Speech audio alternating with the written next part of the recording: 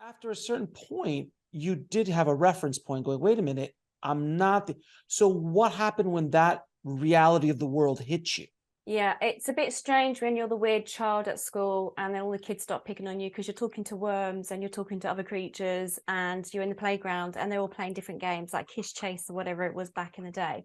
Mhm. And I remember I was a child that I'm dyslexic, but I loved reading. And I remember going to the library and taking my granny's a shopping basket to fill up with books, but I never wanted, I got through the children's books. And I remember talking to the librarian, I must have been about 9 years old, or even younger, 7, about I wanted to learn more information. I remember I was fixated on the pyramids and everything to do with history.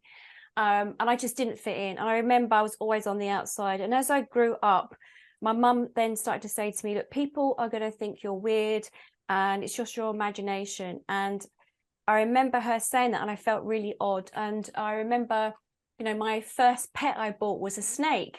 And I was the only kid in the area who liked reptiles, whatever. And I took this snake everywhere.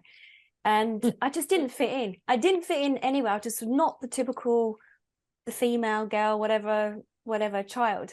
And then I remember I got to about 15 or 16 and my mum said to me, it was like, she'd been married a couple of times. We'd had very funny upbringing, different religion and everything.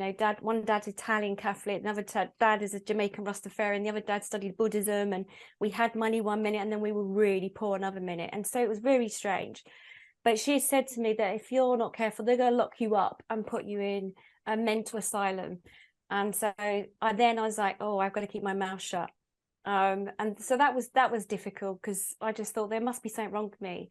And I thought, well, maybe I am sort of making this up. Maybe this is my imagination and I couldn't understand. And could also hear animals. I was watching a program when I was a kid and this famous presenter was called Johnny Morris, and he used to talk, and the animals, it was like as if he understood what the animals were saying. And I only remember when I became a zookeeper, I was so devastated, Alex. I really thought everyone could hear animals speaking, and I was a zookeeper at the time. I was about 19, and I remember Johnny Morris came, and for me it was like, oh my god, childhood, whatever. And I started talking to him, and I used to look after the big cats, lions and tigers and stuff, and I loved it. And I remember he was doing a voiceover to something, and I said to him, can you hear what they're saying? And he went, oh no, they don't speak at all. And I went, what are you saying, that you just pretend that you hear them speaking? And he said, nobody hears animals speaking. I said, but I do.